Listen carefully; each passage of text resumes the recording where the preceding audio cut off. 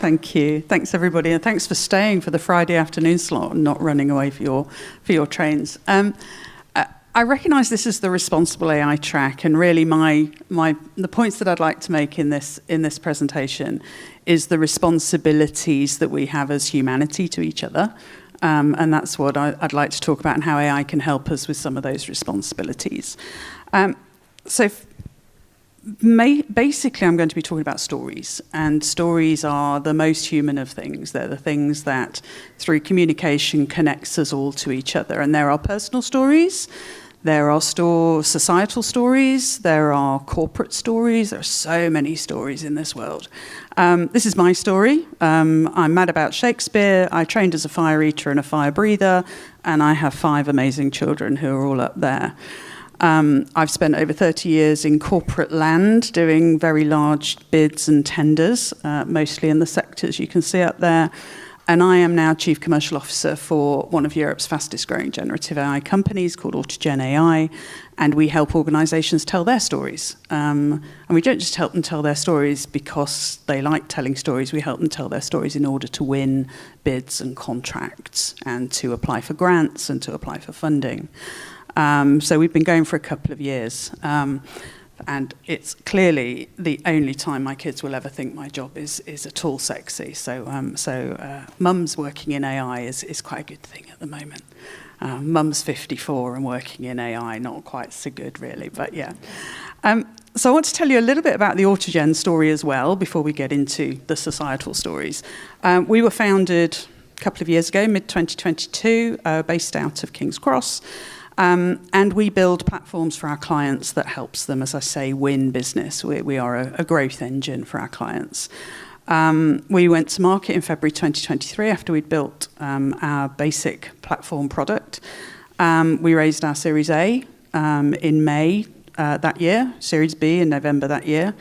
And I've now got teams in Australia and America. So we are a real world, we're out there, clients are paying real money for our real platform, which is AI native and basically helps them win lots and lots of business.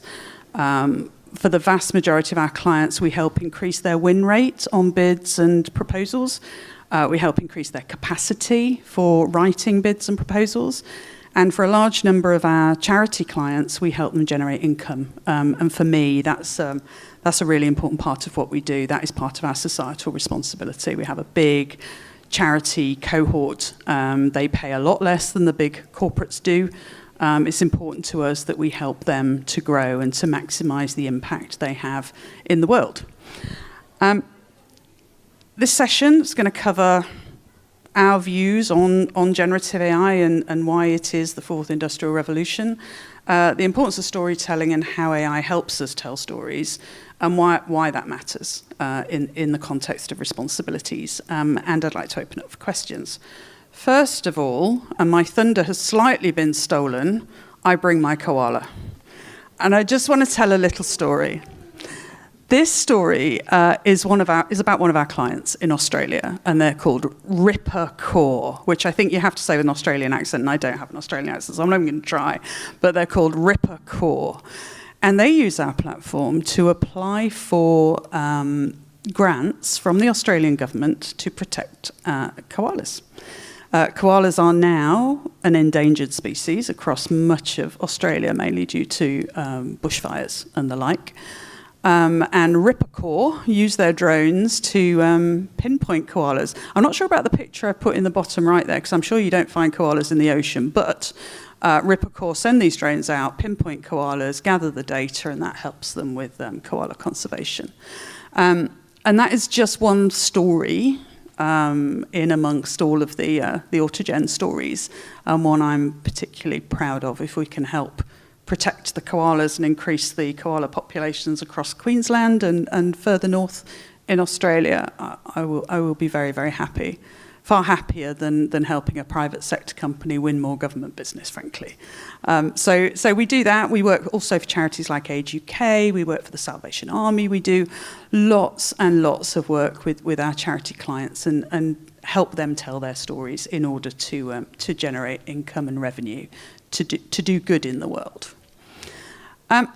So My deck, by the way, my talk is not going to be particularly technical. I'm not a particularly technical person. I am passionate about language and language engines and language models, but I'm not highly technical. What I will say, though, is that the reason I think we have this astonishing hype bubble, and it is a bubble. I don't think it's going to pop anytime soon, but it's a big hype. It is because our thesis is innovation is always about speeding things up. I'm not going to go across the whole of this deck because, frankly, there's too much on it. But you take things like the abacus, which sped up arithmetic, which led to trade, and much speedier enablement of trade across countries and across society in general. You take electricity. Electricity speeds up the development of tools and devices and allows humanity to do things that had never been even conceived of before. Also increase the length of a typical day by giving you the electric light. More recently, nuclear physics, radioactivity increases the way we can do nuclear power, also clearly has a bad side in terms of nuclear weapons. Everything is sped up. Big transformational tech allows humanity to do things faster. Large language models speeds up the creation of knowledge and ideas. Very importantly, that is different to the sharing of knowledge and ideas. The internet helped the sharing of knowledge and ideas.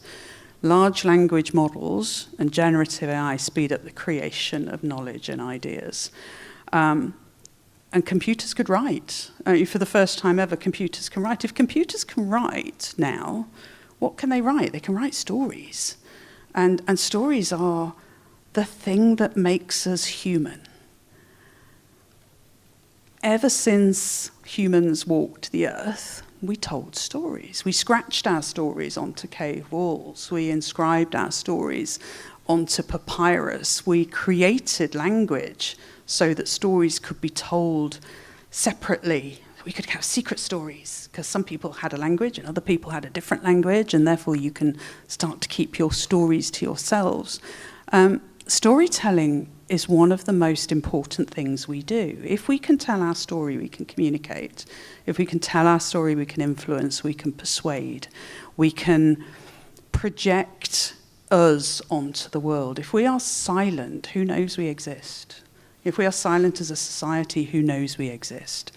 Stories become energy, becomes communication, becomes connection.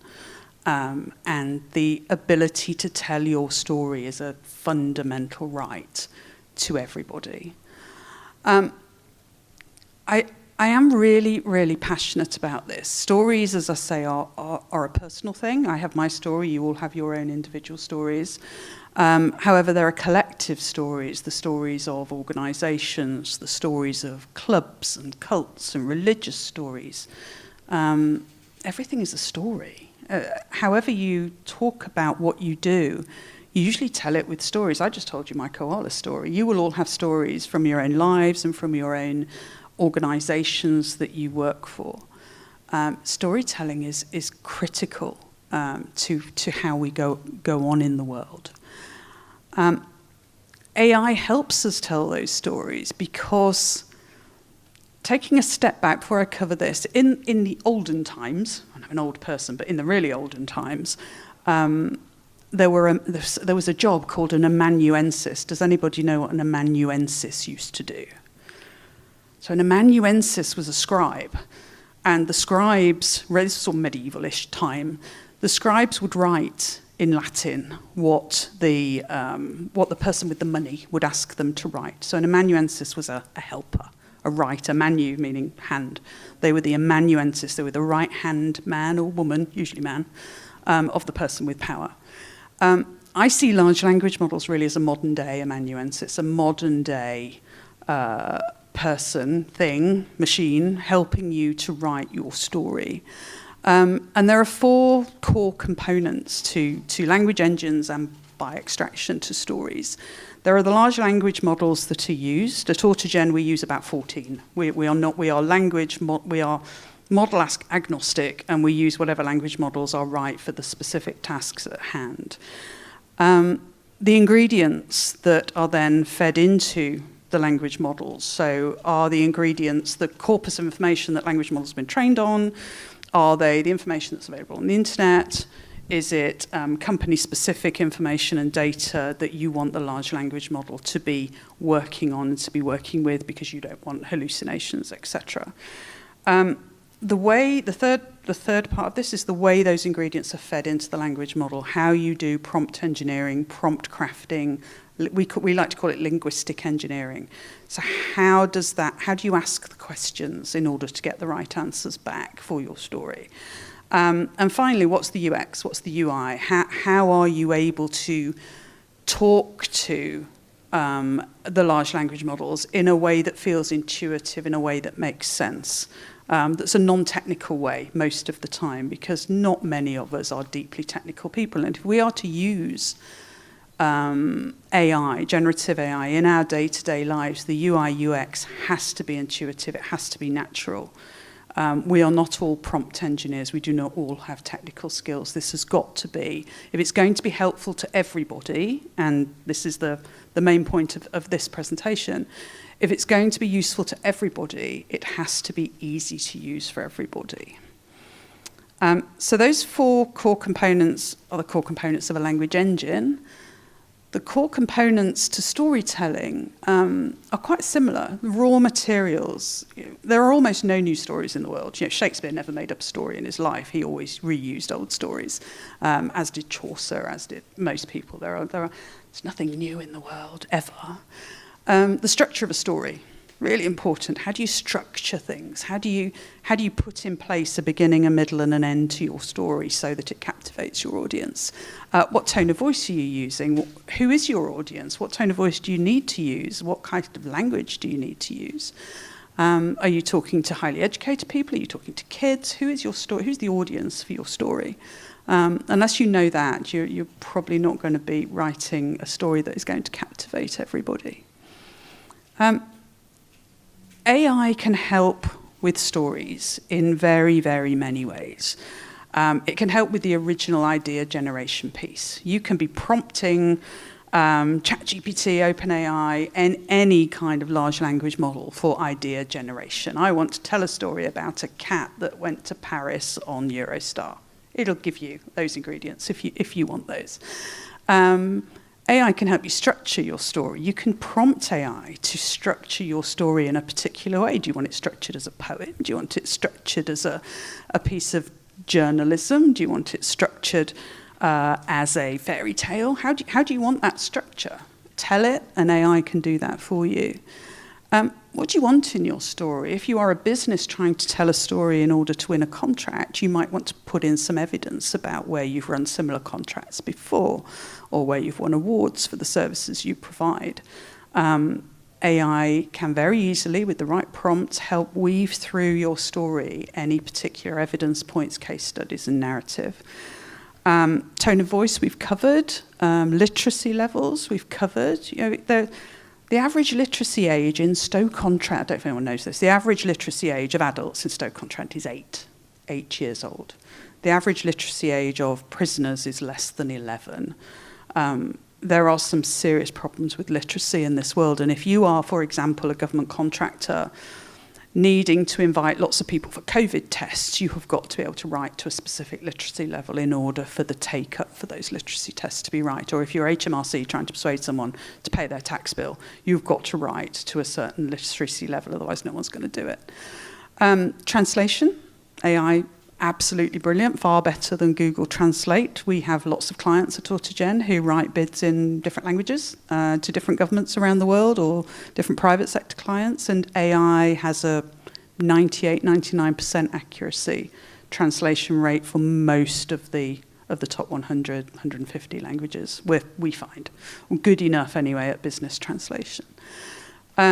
AI also can help check spelling and grammar. As you know, it can check for consistency. If you are telling a story and you wrote half of it in the future tense, half of it in the past tense, AI can sort that out for you. Or if you have a load of case studies that have all been written once in the first person and once in the third person, can make that all consistent for you. And most importantly, if you have a particular word count for your story, if you're trying to write a novel, or you're trying to write a piece of business prose, or you're trying to apply for a grant and they say 250 words, no more, AI can do that for you. And let me tell you, having run lots and lots of bid teams in my life, writing to word count is blooming awful and a pain in the arse. So I, for one, am hallelujah to AI for writing to word count. So AI can help tell stories in lots and lots of ways. But it's not very creative. It can create, but it's not beautiful. Mostly, it's not beautiful. The creative spark is still a very, very human thing. I'll come to that in a minute. Why does any of this matter? Why does it matter to me, to the company that I run? Why does it matter to society in general? And it matters because lots of people struggle to tell their stories. And if people struggle to tell their stories, they remain hidden. 10% of the UK population has dyslexia. A larger number than that has a wider range of problems, cognitive challenges, dyslexia, dyspraxia, dyscalculia, lots and lots of problems. And they struggle to get their thoughts down on paper. They struggle to structure their thinking. They're very, very creative people, a lot of them, but they can't get past a blank page. 9% of the UK population's first language is not English. Therefore, if they are trying to, start a business, write a business case, go to the bank and ask for money, actually getting that down in writing can be very, very hard. And the amount of entrepreneurs who don't have English as a first language or who have dyslexia, etc., is quite low. They need a lot of help. AI suddenly can help liberate their creative ideas and can help start to get them down on writing. Functionally illiterate is such an astonishing term. I had no idea till I started doing some research for this that 16% of adults are functionally illiterate, which means a reading age of 11 or under. And that rate rockets for people in prison. 57% of adults are functionally illiterate in prison. How on earth can we help prisoners come out of prison and start a new life if they cannot even navigate the reading and writing that is needed to do for them to function in society? That is a tough, tough problem. So my view in terms of responsible AI is that AI actually starts to help these people have a voice. If you struggle to be heard, you stay hidden.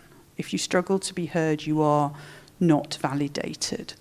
And it's hugely important that these people are given the tools and the training and the support to allow their voices to be heard. I'm going to just dive in briefly into one of those use cases, dyslexia. I've got that picture there of Richard Branson, famously dyslexic. Walt Disney, dyslexic. There are just lots and lots and lots of entrepreneurs who there's a small number of very successful entrepreneurs who are dyslexic. There is a much bigger number of people with dyslexia who would like to have been entrepreneurs and never got their voice heard and never managed to get the funding and the backing that was needed. Dyslexia is primarily about information processing.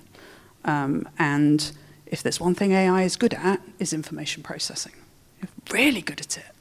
So AI complements dyslexia. Richard Branson's actually created a foundation called dyslexia, which I think is just a fabulous name. It's just a fabulous name.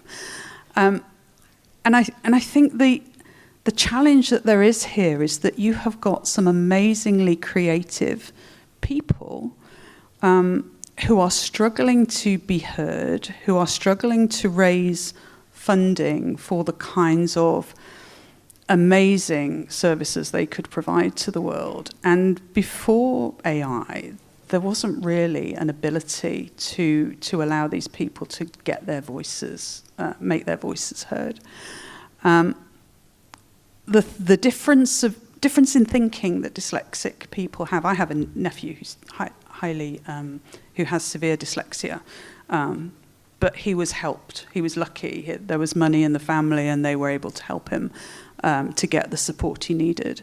Because generative AI is readily available to so many people, there should now be no reason why, with the right support and the right investment, that AI can't help people with dyslexia release their voice. There's no reason why we can't support prisoners when they come out to actually start building their life afresh.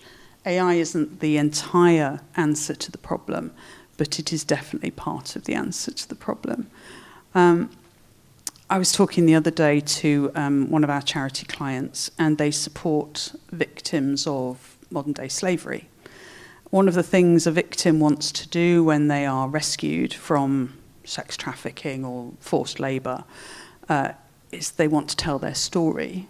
And they tell their story often to the police or to whoever it is as their first port of contact.